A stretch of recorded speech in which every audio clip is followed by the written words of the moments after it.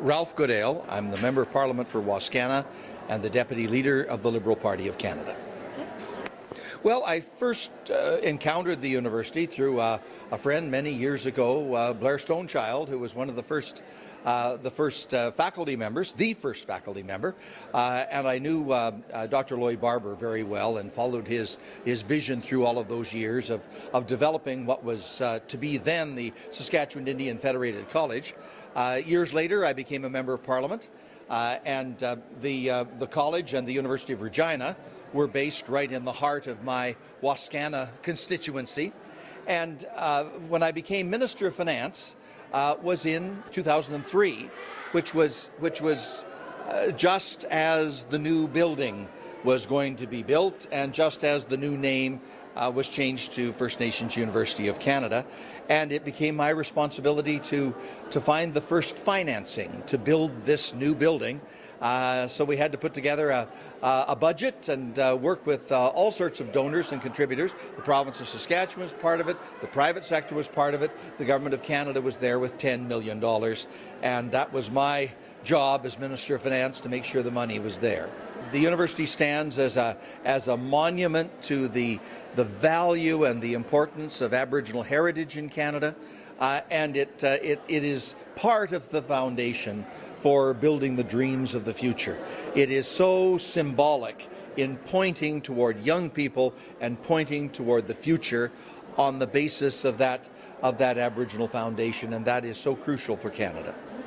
I think of the time when Prince Edward was here to really cut the ribbon on the new building, and then a couple of years later when his mother, the Queen, and Prince Philip were here to celebrate the university in 2005.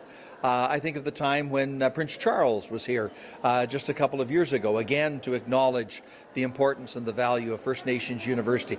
My greatest memory is around the time of the financial crisis in 2010.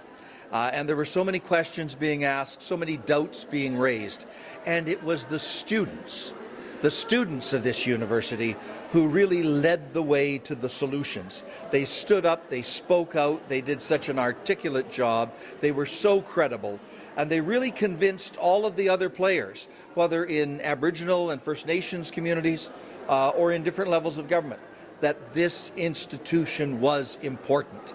Obviously, this province has a very large Indigenous population. It's a population that really is part of the key to Saskatchewan's future. It is the fastest growing segment of our population and the youngest segment of our population. So the demographic roots of the First Nations University fit very well in Saskatchewan, building on the dreams of First Nations chiefs and First Nations elders and people from the University of Regina, like Lloyd Barber, that wanted to see this idea succeed.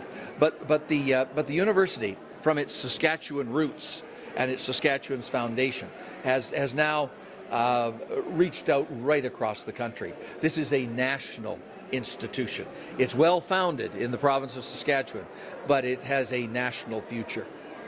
No, I'm just very proud to be here and to help celebrate 10 years in the new building, 10 years with the new name, and many more years than that, going back to the origins of Saskatchewan Indian Federated College back in the 1970s. Congratulations to all of those pioneers, elders, chiefs, veterans, those people who had that vision and were absolutely determined never to let it be lost.